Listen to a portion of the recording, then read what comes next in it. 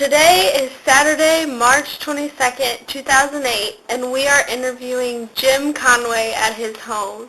Mr. Conway is 61 years old, having been born on May 6, 1946. My name is Lucy Lopino, and Kathy Bolding and I will be interviewing Mr. Conway. We are at Belleville East High School. Mr. Conway is my uncle. He is my mother's brother. Mr. Conway, could you state for the recording what war and branch of service you served in? I was in Vietnam in the U.S. Army. What was your rank? By the time I got out, I was an E5. Where did you serve? In Vietnam, my unit was in Dong Ha, D-O-N-G-H-A. That we were sitting about 2 miles south of the DMZ. Were you drafted or did you enlist? I was drafted. Can you tell me anything about your boot camp or training experience, what that was like? Boot camp's rough. They will get you into shape. A big part of being in the military is the discipline. And their plan is to take you as you come in, completely downgrade you to the lowest level they can get you, and then they build you back up with a confidence that you could whip the world. But they brainwash you and they get you in a very good physical shape. Do you remember any of your instructors there? I can picture a couple of instructors, but I really don't know their names right now, quite a while ago. I can't name any of them. I can picture 3 of them right off the bat, but I can't tell you what their names are.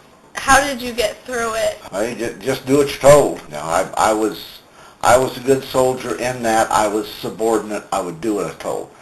There were people who had trouble with all that because they just couldn't follow the discipline. It's 3:30 in the morning, get out of bed. No, they're not getting out of bed at 3:30, and you start and things like that. Now, they said 3:30, I'm out, and I'm hitting the road, I'm going. So I followed instructions. The ones who have problems do not follow instructions. Where were you stationed? I went through boot camp in Fort Leonard Wood, Missouri.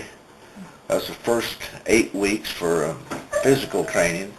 And then my next 8 weeks, which we call Advanced Individual Training, AIT, I was at Fort Leonard Wood also, and I went to, it's Army Personnel School, where my basic skill was to handle Army records. Do you remember arriving and what it was like?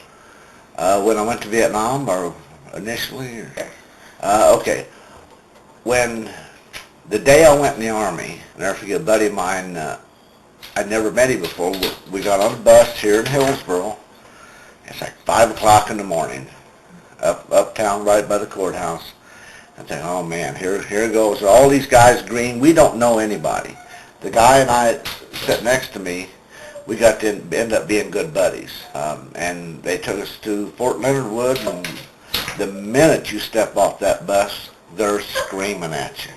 They are screaming at you. Got you scared to death. But that all, it settles down after a couple of months. Just yell a lot. Now, when I went to Vietnam, I'll never forget, I flew in to Vietnam October 13th. It was Friday the 13th.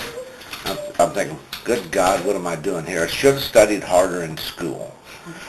But here I am, Friday the 13th, and when I flew into Cam Ranh Bay, which is like a receiving station, and you get your orders from there. And it's not like they give orders to, okay, you 40 guys are all going here, follow this person. I get there, there's an order with my name on it. It's just one piece of paper. It says you're going to the 1st Battalion, 44th Artillery in Dong Ha. I've been in service 4 months now. I don't have a clue where Dong Ha is.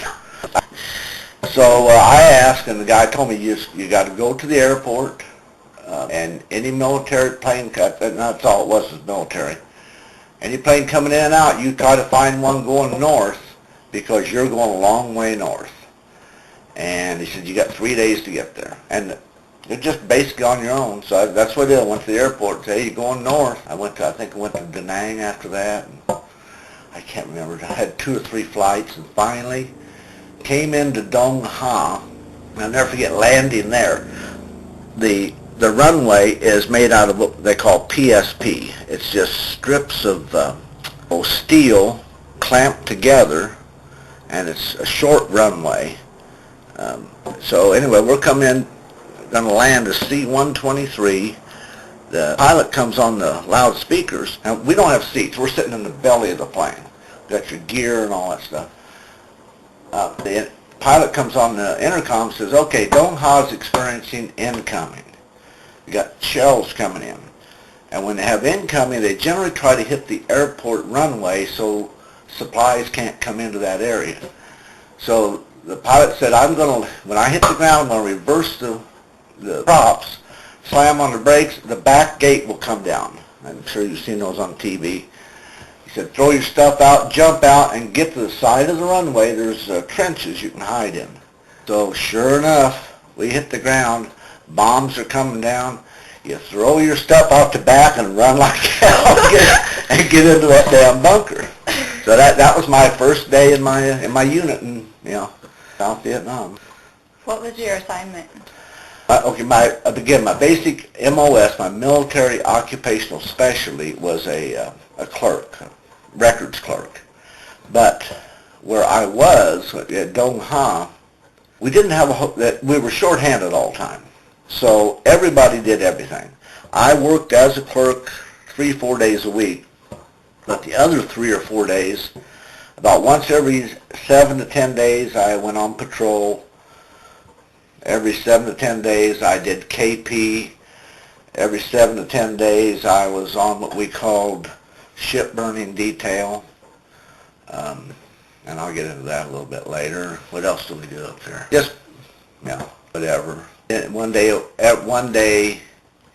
there had to be somebody in each hooch 24 hours a day. So one day you did that too. I'll get back to what we call ship burning detail. Okay, there aren't any sewage systems, there aren't any toilets or nothing like that. So, you build these outhouses, like the old outhouses you've seen. They cut 55-gallon drum in half, weld some handles on it, stick it underneath a couple of holes in this outhouse deal, and somewhere that waste has got to go someplace.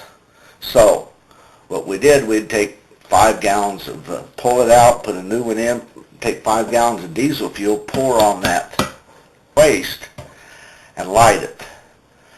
And then about every 10-15 minutes you stir it a little bit and throw some more in, and it eventually just goes away. Your ship burning. And then we always have a problem with the outhouses too, because guys would go to the village and they come back.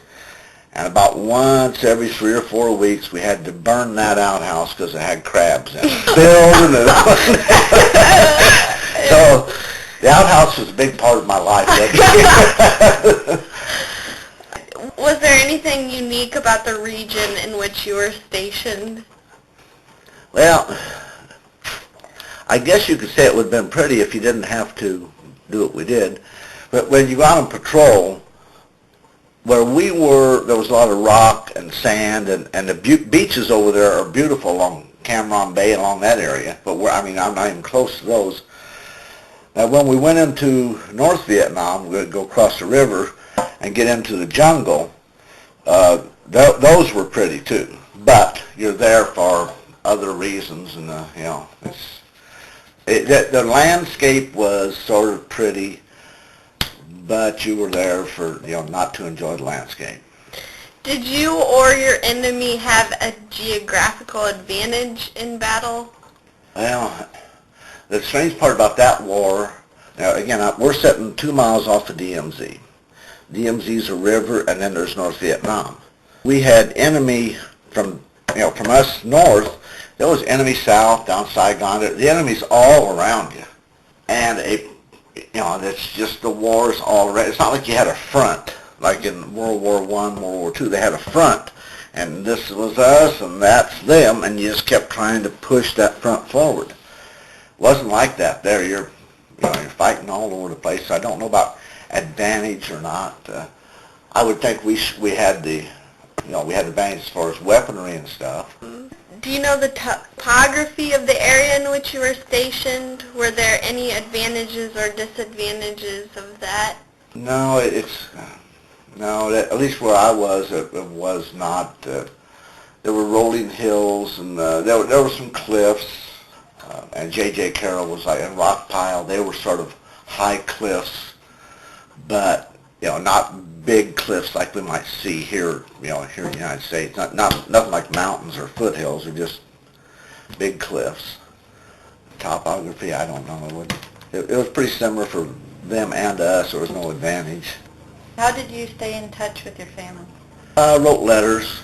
I think maybe there was, I can't remember what they called it, where you could go to the communications center and they could make arrangements for you to have a telephone call. And that might be like, I might have done that once or twice during that year, because everybody wants to do it and they can't always get the radio waves right. But I did call, I talked to my wife once, I know of, and then for the most part it was just writing letters back and forth. We were talking and Mom said there was a story about Grandpa and a fruitcake. Yes. Christmas. Christmas sort of a shitty time. You're away from home, and that is nothing to do. And my dad shipped he sent a box to him, and it was put together very well. It had a big imprint of Jack Daniels on it. Mail call, everybody's standing around outside, and at that time it's cold. You wouldn't think it'd be cold over there, but I wore long underwear and gloves, and we had heaters in the Hooches. It's just during some monsoons it was cold. Standing out there, and they called my name, and they got this box, and everybody sees it's got Jack Daniels written all over it. And we go back to the Hooch, and yeah, we got a couple jugs of Jack Daniels. Opened up as a damn fruitcake. I was never so disappointed. Everybody at the place hated me. I hated my dad too. A fruitcake and a Jack Daniels bottle. I didn't like fruitcake then. I still don't like fruitcake. But yeah, he sent me that for Christmas. That was a great deal. What was the regular food like there? Food wasn't so bad. It's powdered, pretty much powdered eggs, powdered, gravy, all that stuff. One problem we did have where we were, a lot of supplies flew in, but a lot came up the river too, and by the time it would get to us, especially milk, and I always loved milk, they'd just throw away pallets of milk because by the time it got to us, they didn't have ways to keep it cool getting to us, and you open up, it smelled. It was curdled already. So stuff like that. The meals, we did get eggs. Meals were okay. They kept us going. How did people entertain themselves? Well, okay. At night, and again, this is a strange war. We're sitting just a couple miles off the DMZ. I could sit out on my bunker. I got a Hooch where I live there's 8 of us in that house, in that Hooch. Out back, we've got a bunker built, so when we get incoming, we're to get in that. In the evenings, I'd sit out on the roof of that bunker, sit there on a lawn chair, drinking cold beer, and watch the war. And basically what I'm doing is, from here down to maybe the end of the lake down here, it's dark, you can't really see much, but you can hear the B-52s coming in, and you can see them firing on the DMZ. About every 5th or 6th shot's a tracer, so they can see where they're going. And we just sit there and maybe smoke a little dope, maybe drink a little beer, and watch the war. It was strange. One of the other things I did while I was there, me and another fellow, they put us in charge of the beer for the unit. So, we had a little place to cool beer off, so we always had plenty of beer if we needed it. What were some of the pranks that you or others would pull? Okay, when I first got there, and I was hot, I was looking to kill somebody. Okay, over there they've got snakes, and they've got what they call centipedes. I don't know if you've ever seen a centipede. I've got a picture someplace of the centipede that we killed, and I have my foot next to it. So the centipede was like that long. Oh, that big around. How long would you say it is? I'd say it's 11 inches long or so. And if he bit you, you're going to get real sick. I don't know if they'd kill you, but they'd give you a high fever and stuff. And of course, then they had snakes. So they always told you, you shake out your sleeping bag every night before you go to bed. Right off the bat, in the first few days I'm there, somebody took a rope and curled it up down in the foot of my sleeping bag. So of course, as we're sleeping under a mosquito net, you sit down, all you're on is a cot with a sleeping bag on top of it. That's your bed. And I slid my feet down there and I hit that rope and I come out there, tore my mosquito net off and scared the daylights out of me. I thought I'd hit a snake or a centipede. And I was screaming, who did, all they did was teach me a lesson. They did the same damn thing to me when I put my boots on. They put a little thing down in there. So you need to shake your boots out because these centipedes will crawl in there, and if you get bit by one, it'll make you very sick. So that was played on me. I don't know that I played anything on anybody, but I guess there were light moments here and there. Did you have any close friendships while in the service? Yeah, I can still name guys and picture them. Once, you're with the same guys for a year, so yeah, you get to know half a dozen of them pretty good, I guess. And then, like I say, there was 8 of us lived in the Hooch I'm in, or I was in at that time, so you get to know those guys pretty well. Do you recall the day your service ended? Well, okay. I was in Vietnam for like a year. I had the option of staying there like another 90 days, and I could have gotten an early out from the Army. But you had to do it within 90 days of your your actual Army release date. And my wife, and that's all I wanted to do. I wanted to stay in Vietnam another 90 days. Then when I got home, I'd be out. But my wife at times said, yeah, what happens if, okay, so fine. I didn't stay the extra 90 days. I came home and I was assigned to Fort Bragg, North Carolina. I can remember I got home from Vietnam, landed in San Francisco, and we had like an 8 or 9 hour layover. And with a kid by the name of Jerry Petty from St. Louis. And when I went in, I was 21 years old, and I was an old guy. Most of these guys were 18, 19 years old. And Jerry was 2 or 3 years younger than me, too. But anyway, we were stationed in Dong Ha together in the same Hooch. We did the same stuff. We worked together. When we got out, we got in San Francisco. Jerry's never been a drinker, and we had all this time left, so I go to the bar. And if it weren't for Jerry, I'd probably still be sitting on that bar. I don't ever remember getting on a plane to go to St. Louis. Don't remember nothing. I know getting off of the plane, Jerry gets me off of the plane, Dad and my wife, and I'm not sure. People are there to see me, and I'm just sick. I am sick, hungover. But anyway, yeah, that's how I got backstage. So you don't necessarily remember the day? No. I do remember coming into town and coming around the courthouse and where Uncle Woody's Tavern is. Yes. And this is like 7:30, 8 o'clock in the morning, 9 maybe. And it said something about, welcome home, our hero. So we stopped and started drinking again. My wife wasn't very happy. What did you do in the days and weeks after you got home? Well, like I say, I was still in service, so I still had 6 months to go. So, I was stationed at Fort Bragg, and just do whatever the Army says to do. Do you attend any reunions? No. So what is done, you want it to be done? You don't want to... Well, I tell you the truth, I don't know. I've never gotten anything that says come to this reunion. So would I go or not? I don't know. If I thought there would be half a dozen guys there that I'd remember, I would. But there's never been anything that I'm aware of that's about that. What is your best memory of your service in the war?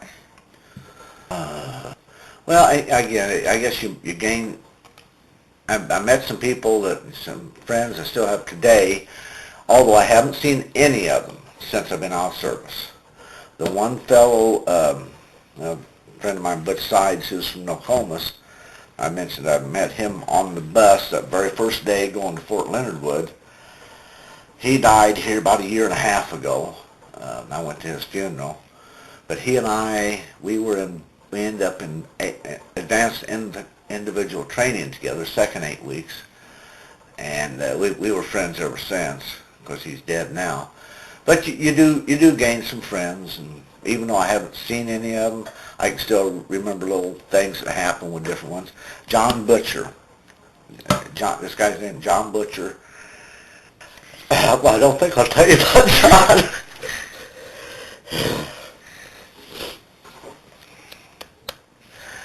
Oh, give me a minute here. I started to tell you a funny thing about John, and then I remembered something else. Anyway, John Butcher was from the Bronx in New York. And, of course, he spoke with a Bronx accent. And a very nice guy. And we would, we lived in the same Hooch together, we worked together, and did, went on patrol together, did all the stuff. When guard duty would come up, every 7, 8, 9 days you're on guard duty. And John would ask me, he said, Red, when are you on guard duty? I tell him, Butch, God doesn't have anything to do with it, but he called guard duty as God duty, just because his Brooklyn or his accent. Okay, I'll see if I can tell you this. We had, there's another story about John. When we had part of the records people, the 8 of us, and you had either deaths or wounded in the battalion, we had to take the reports and we'd go down to a place called DMED. As the helicopters would bring the wounded and the dead in, we'd have to go down and take reports on who they are, what their injuries are, yada, yada, yada, so you can notify the family and do all that stuff. Well, Butcher and I were down there one night, and we were carrying people off these helicopters, and we got a Marine, had him over both of our shoulders, dragging him into the DMED to, see what they could do for him. As we come through the door, there's a corpsman standing there, and this Marine has got his arm is just chewed up. It's just hanging by some skin. This corpsman takes a knife, cuts the arm off, and throws it in a cardboard box. And me and Butcher look at each other, and we're just, what did he just do? Now, we don't realize the guy's dead. We don't know he's dead yet. And then he told us, put him over there. He's dead.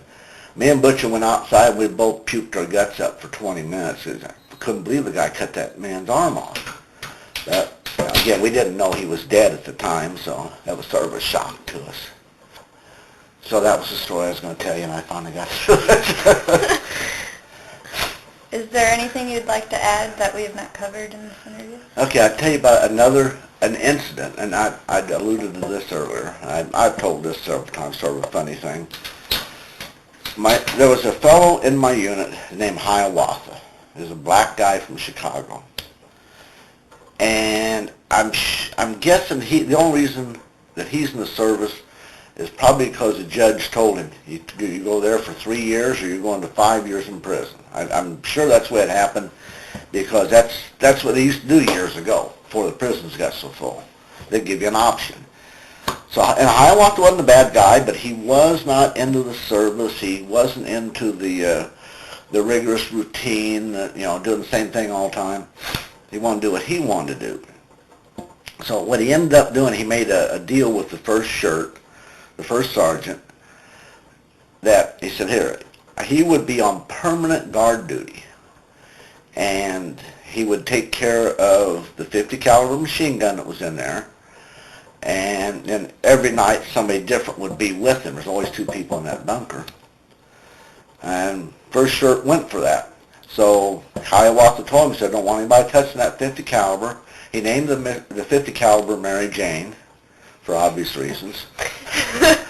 And every night, Hiawatha was in that bunker with Mary Jane. Every day he cleaned it, did all the stuff needed to be, didn't mind by touching it. And the one night that I was in there with him, now again, Hiawatha sit down there, he might smoke a doobie or two during the night, and his eyes were always bugged out like that. But he stayed awake all night. And he'd tell us that, Red, go ahead and go to sleep if you want to. I'm okay. And I did. Well, he woke me up. He said, Red, you see something out there? And out there, like where it's concertina wire, there's trip wires, there's grenades, there's landmines. It's a big, wide thing that the enemy tries to come through that. Surely they're going to hit something. They're going to hit a flare or something to alert you that they're coming. So anyway, he wakes me up, and I look. Well, I can't see anything. He said, Red, I know there's something out there. I saw it move. Well, I'm looking. Sure enough, I can see something. So I get on the radio, and I called down to wherever the shift commander was in a tower. He's a quarter mile down the road, and they've got infrared glasses down there. So we called and say, can you check out in front of bunker 23 or whatever it was? And they apparently did, and they called back and said, there's nothing out there. Okay, thanks. So we're sitting there, but now we can see it moving. Every once in a while see something going on out there. So Hiawatha said, Red, there's something out there, So I called back. I asked them to check it again, and I asked for permission to fire. And they said, no, there's nothing there. You do not have permission to fire. And that's when I told you. Hiawatha said, bleep them. And he opened up that 50 caliber and just started spraying the perimeter. And then all these big lights come on, and he'd killed an elephant that got into the concertina wire. And the Gooch used elephants to move supplies during the monsoons. So there was not a very big elephant, sort of a baby elephant, but he killed him. Thank goodness there was something there, because I figured we're going to prison now because you've disobeyed the direct order, you told the captain to go. But there was something there, so we were okay. You've mentioned Hooch a lot. What is a hooch exactly? Hooch is where you live. It's like this house would be our hooch in Vietnam. It's like a barracks. And I think we had 8 in our hooch, and all it is a 2x4 frame, maybe 20 feet wide and 30 feet long, 2x12 floor, a tin roof, and then around the outside they just wrap mosquito netting, and then in the winter they put up canvas around that to keep try to keep the heat inside when you got it's just basically a 2x4 frame with some canvas and a tin roof. It's not much. There's no running water, no nothing. Gooks. What are Gooks? The Gooks are the North Vietnamese. Thank you for the interview, and you're quite welcome. Thanks for your time and your memories.